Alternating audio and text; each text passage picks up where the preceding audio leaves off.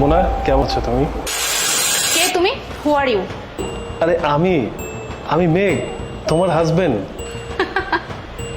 হেই, আগে তুমি নিজেকে দেখো ভালো করে, হ্যাঁ? নিজেকে দেখে তারপরে ভাবো যে তুমি আমার স্বামী হওয়ার যোগ্য কিনা। কি বলছো এসব তুমি? আমি তো কিছুই বুঝতে পারছি না। তোমাকে বোঝানোর মতো না আমার কাছে কোনো ফালতু টাইম নেই, ওকে? যেহেতু আমি বলেছি যে তুমি আমার স্বামী হওয়ার কোনো যোগ্যতাই রাখো না, মানে রাখো না, আর এখানে টাইম নষ্ট না করে এখান থেকে চলে যাও। মোনা, তুমি আমার সাথে এমন ব্যবহার কেন করছো? ও আচ্ছা, আমি তোমার সাথে কেন এরকম খারাপ ব্যবহার করতে চাই? তোমার মতো এরকম মানুষের সাথে এর থেকে ভালো কি ব্যবহার করবো? হ্যাঁ, তুমি না এর থেকেও খারাপ কিছু ডিজার্ভ করো।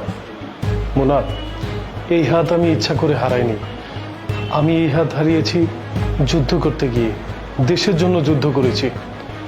তাই না? যুদ্ধে হাত হারিয়েছে, ফাইন। যে যুদ্ধে তোমার এই দুইটা হাত হারিয়েছে সেই যুদ্ধে তুমি হারিয়ে যাও না কেন? মোনা, একদম চুপ, একদম সিম্পেথি নেওয়ার কোনো চেষ্টা করবে না, হ্যাঁ? এই অবস্থা না তোমার সাথে কেউ থাকবে না, তোমার হাত কেউ ধরবে না। ও সরি, আমি তো ভুলেই গিয়েছিলাম, যার কিনা হাতই নয় তার হাত কিভাবে কেউ ধরবে? মোনা, এতটা বাজে চিন্তা ভাবনা তোমার? ও আচ্ছা, এখন আমি খুব খারাপ হয়ে গেলাম, আমি খুবই খারাপ, তাই না? আচ্ছা একটা কথা বলো তো, এখন যদি আমি তোমার সাথে কোথাও বেড়াতে যাই বা বাহির হই, হ্যাঁ, আমার ব্যাগ কে ধরবে? হ্যাঁ, আমার গাড়ি কে চালাবে? আমার হাতটা কে ধরবে? এসব কথা বাদই দিলাম, কদিন পর যখন আমাদের বাচ্চা হবে, আমাদের বাচ্চাকে কোলে কে নিবে? হ্যাঁ, কে নিবে? তুমি তো কোনো কিছু করার লায়কই রইলে না, আবার আসছো আমার সামনে এইসব কথা বলতে সিম্পিতি নেওয়ার জন্য। চুপচাপ বলছি আমার সামনে থেকে এক্ষুনি বের হয়ে যাও। এই সিম্পিতি না অন্য কোথাও গিয়ে নাও, আমার কাছে না, যাও। মোনা, একজন সৈনিকের শেষ পর্যন্ত এটাই প্রাপ্য ছিল। আমি দেশের জন্য যুদ্ধ করেছি।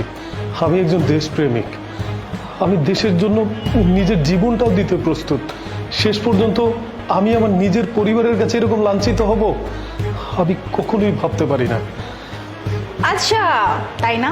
অনেক দেশপ্রেম, মানে দেশপ্রেমে একদম উতলায় উতলায় পড়তেছে। তো একটা কথা বলি না, হ্যাঁ, তোমার যেহেতু এতই দেশের প্রতি প্রেম, এতই দেশকে ভালোবাসা, তাহলে যাও না, ওই দেশে যাও, দেশের মানুষের কাছে যাও। আমার কাছে কেন আসছো এরকম বোঝা হয়ে? জীবনে আর তোমার চেহারা না আমার সামনে নিয়ে আসবা না। প্লিজ আমার কথা শোনো।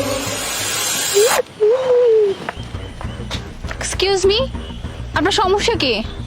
সমস্যা নেই।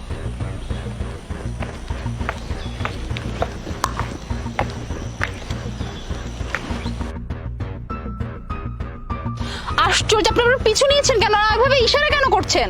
আপনাকে খুব ভালো লাগছে। What? এই, হ্যাঁ, আপনার মতো এত স্মার্ট ড্যাশিং একটা মেয়ে নিরিবিলি একটা রাস্তা দিয়ে হেঁটে যাচ্ছেন, আর আমিও আপনাকে ভালোবেসে ফেলেছি। Love at first sight. So please. Hey, আপনার কত বড় সাহস, আমার হাত ধরছেন, হাত ছাড়েন, ছাড়েন বলছি। হাতটা তো আমি ছাড়ার জন্য ধরিনি। আপনি এত সুন্দর একটা মেয়ে, কেন হাতটা ছাড়বেন? আপনিও তো খুব সুন্দর। এ বাপ, এই দেখি আর্মি অফিসার। হ্যাঁ বাপরে বাপ, এর বডিও তো পালোয়ানের মতো। আমাকে যদি ধরে একটা চাপ দেয়, আমি তো এদিকে আর ওদিকে, ওদিকে আর এদিকে চলে যাবে। আসসালামু আলাইকুম স্যার, আমার যেন আমার ভুল হয়েছে, মাফ করে দিন। মেঘ, তোমার হাত, তোমার হাত না যুদ্ধে কেটে গেছিল, তাহলে তোমার হাত কি করে আসলো? আর তুমি এখানে কেন? হ্যাঁ, আমি তোমার কাছে গিয়েছিলাম আমার দুটো হাত কাটা এটা বলে। কেন গিয়েছিলাম জানো? আমার এক বন্ধু যুদ্ধে ওর হাত দুইটা কেটে যায়, তারপর যখন ও বাসায় যায় ওর বউকে ডিনাই করে। এই ব্যাপারটা আমার মনে লেগেছিল, তাই আমি আমার বন্ধুকে বলেছিলাম আমি আমার ওয়াইফের কাছে গিয়ে বলবো যে আমার হাত দুইটা যুদ্ধে কেটে গিয়েছে, আমি দেখবো যে আমার ওয়াইফ আমাকে কতটা ভালোবাসে। কিন্তু তুমি তো আমার কাছে হেরে গিয়েছো। যখন দেখেছো আমার হাত দুইটা নেই, তখন তুমি আমাকে অপমান করেছো, কুকুরের মতো দূর দূর করে তোমার বাসার সামনে থেকে আমাকে তাড়িয়ে দিয়েছো। কি ভেবেছো আমি সত্যি সত্যি পঙ্গু? না, আমি আসলে তোমার সাথে অভিনয় করেছি তোমার চরিত্র দেখার জন্য। কিন্তু মেঘ, আমি তোমাকে ওইভাবে অপমান করে তাড়িয়ে দিয়েছিলাম, অথচ আজকে তুমি এসে আমার জীবন বাঁচালে। তুমি তো এটা না করলেও পারতে, তাই না? তুমি তো চলে যেতেও পারতে, তাহলে তুমি আমাকে কেন বাঁচালে? আমি তোমাকে আমার ওয়াইফ হিসেবে বাঁচাইনি, আমি বাঁচিয়েছি কেন জানো? কারণ আমি হচ্ছে একজন সৈনিক। আমার কাজই হচ্ছে দেশের সেবা করা, জনগণের সেবা করা। তুমি জনগণ, তুমি সাধারণ জনগণ, এই জন্য তোমাকে বাঁচিয়েছি, আর এটা ছিল আমার দায়িত্ব, এছাড়া আর কিছুই না। যাই হোক, তুমি একটা জিনিস ক্লিয়ার থাকো যে আমি আর তোমার সাথে কোনোদিন বসবাস করতে পারবো না, কারণ তুমি আমাকে ভালোবাসো না। আমার দুর্বলতাকে তুমি ভেবেছো তোমার শক্তি, এটা তুমি ভুল ভেবেছো। যাই হোক, ভালো থাকো, আল্লাহ হাফেজ।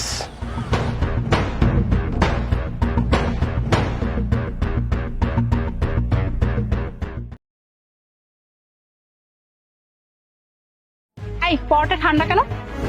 পরোটা ঠান্ডা তাই না? খারান। কি করছে কি করছিস এসব তুই?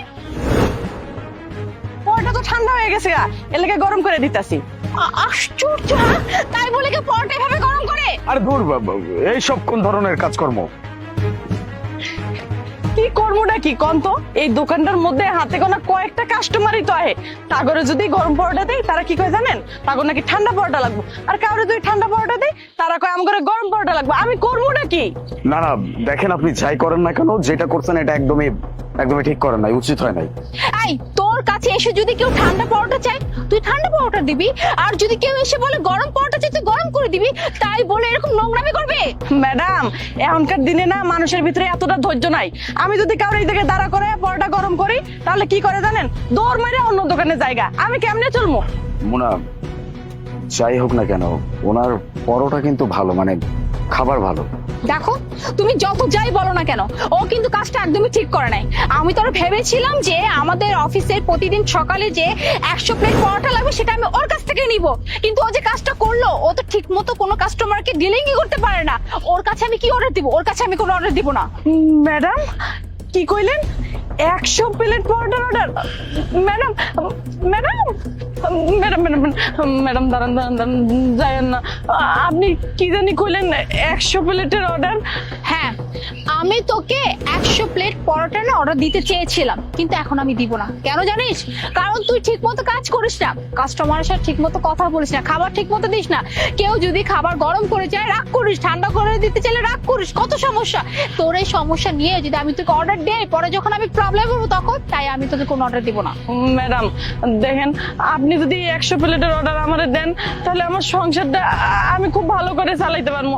আর তাছাড়া হাতে কোনো কয়েকটা মানুষই আমার দোকানে আয়, তাও আবার টাকা দেওয়ার সময় ক্যাশ ক্যাশ করে। ম্যাডাম দেন, আমি হাত জোর করে কইতেছি আপনি আমার অর্ডারটা দিয়ে দেন।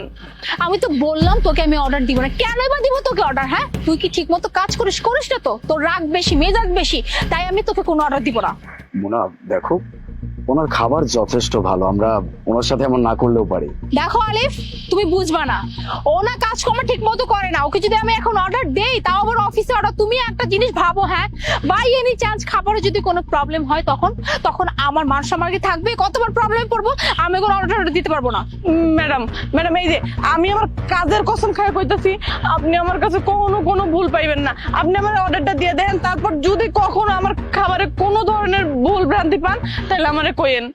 আচ্ছা ঠিক আছে, তুই যেহেতু এত করে বলছিস আর এটাও বলছিস যে তুই কাজ ঠিক মতো করবি, কাজে কোনো গাফলতি পানা করবি না, তাই তোকে আমি একটা সুযোগ দিচ্ছি। তবে হ্যাঁ, একটা কথা মাথায় ঠিক মতো ঢুকিয়ে রাখবি, খাবারে যদি কোনো প্রবলেম হয়েছে, কেউ যদি ঠান্ডা দিতে বলে রাগ করিস, কেউ যদি গরম দিতে বলে রাগ করিস, তাহলে কিন্তু তোর খবর সব বলে দিলাম। আমি কিন্তু অর্ডার আবার ক্যান্সেল করে দিব। যা,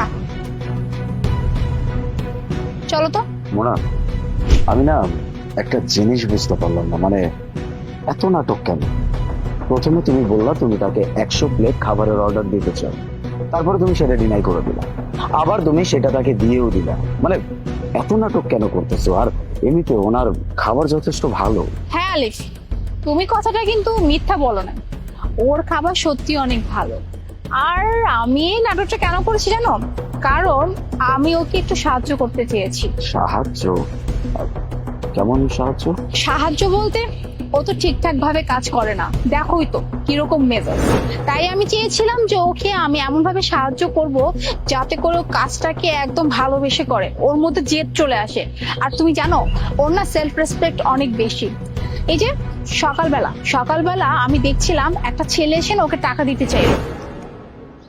এই 500 টাকা রাখো। কি তুমি সাহেব আপনারে? না না, আমি কিছু নিতে আসি নাই, জাস্ট তোমাকে সাহায্য করতে আসছি। আমি তো মাঝে মধ্যে দেখি তোমার দোকানে বেচা কেনা হয় না, তাই ভাবলাম যে আমি একটু সাহায্য করি, একটা মেয়ে মানুষ বলে কথা। একটা কাজ করেন, আপনার হাতটা একটু সামনে আনেন তো। কেন? আরে আনেন না। আচ্ছা ঠিক আছে। এই নেন টাকা। আপনার সাহস তো কম না, হ্যাঁ? একটা মাইয়ারে একা দেখা সাহায্য করতে আইছেন? আমি ছোট বাচ্চা, আমি কিছু বুঝি না, তাই না? আমি কি কইছি যে আমার সাহায্য লাগবে, আপনি আমার সাহায্য করতে আইছেন? আরে আজব, আমি কি লুচ্চামি করলাম? আমি তো জাস্ট আপনাকে সাহায্য করতে আসছিলাম। এই জন্যই মানুষ বলে মানুষকে কখনো সাহায্য করতে নাই। দেখেন, আপনার চোখ দেখেই বোঝা যায় আপনি লুচ্চা, ঠিক আছে? আপনি লুচ্চামি করার লেগে এই জায়গায় আইছেন। চুপচাপ এখান থেকে যান। তখন আমি ভেবেছি যে ওকে আমি এমন ভাবে সাহায্য করব যাতে করে ও বুঝতে না পারে আর ও কাজটাকে যেন মন দিয়ে করে। যে দেখলে না, ওর মধ্যে আমি একটা জেদ ঢুকিয়ে দিলাম। এখন কিন্তু ও ঠিকঠাক ভাবে কাজ করবে আর কোনো কাস্টমারের সাথে খারাপ ব্যবহার করবে না। তাতে করে কি হবে, ওর ইনকামটাও বেড়ে গেল আর ওর কাজটাও ঠিক থাকলো আর ওর পরিবারটা ঠিকঠাক ভাবে চলতে পারবে। বাহ, মানতে হবে আমার বউয়ের কিন্তু বুদ্ধি আছে। চলো।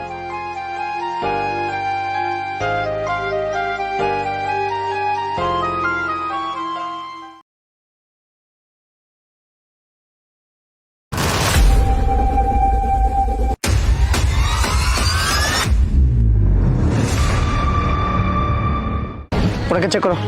কেন চেক করবে কেন? আগে চেক করতে দেন, কথা কম কম কইয়া দিলাম। আশ্চর্য, চেক কেন করা হবে? চেক কেন করাইবো? এই চল। আল্লাহ,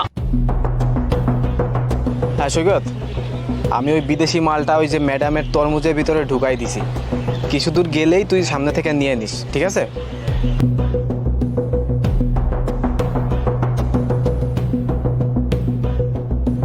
আবার মনে আপনার জিনিসপত্র একটু চেকিং করতে হবে। কি বলছেন ভাইয়া? আপনি আমাকে চেকিং করবেন? আজকাল তো আমাদের সমাজে খুব একটা চেকিং করা হয় না। ঠিক আছে, আপনি যখন চেকিং করবেন, এই নিন চেকিং করেন, এতে আপনি সন্তুষ্ট থাকেন আর আমি সন্তুষ্ট হই। আবার মনে এটা তো আমার দায়িত্ব, আর দায়িত্ব তো পালন করতে হবে। আর সবচেয়ে বড় কথা হইতেছে যে উপর থেকে একটু চাপ আছে। আজকাল আমাকে সোসাইটিতে নাকি চোরাচালান হইতেছে, এর লেগে উপর থেকে অনেক চাপ। আর যেহেতু এটা আমার ডিউটি তো আমার পালন করতে হবে, তাই না? আপনি এসব কি বলছেন? মদের চোরাচালান? যারা এসব করছে খুবই অন্যায় করছে। কি আর কম ম্যাডাম, এটার লেগে আমরা নিজেরা অনেক সমস্যার ভিতরে আছি। যাই হোক, দেন। আর কিছু আছে আপনার কাছে? দেই না, কোন কিছু নাই। ঠিক আছে, আপনারা চেক করে বলাইছি, আপনার কাছে কিছু নাই, আপনি যাইতে পারেন। তাই তরমুজটা কিন্তু অনেক সুন্দর, এটা দিয়ে কি করবেন? জুস বানাইবেন? হ্যাঁ ভাইয়া, যে গরম পড়েছে এটা দিয়ে জুস বানিয়ে খাবো। আচ্ছা ঠিক আছে, যান।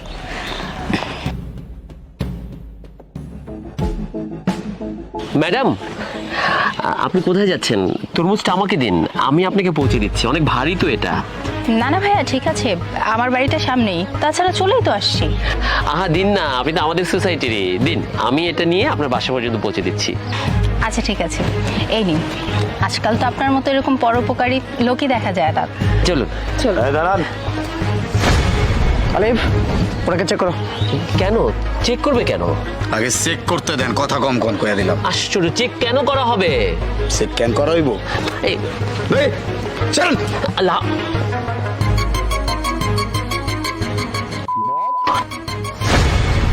তার মানে আপনারা দুইজন মিলে মদের চোরাচালান করতেছেন, সোসাইটির এটা নষ্ট করতেছেন।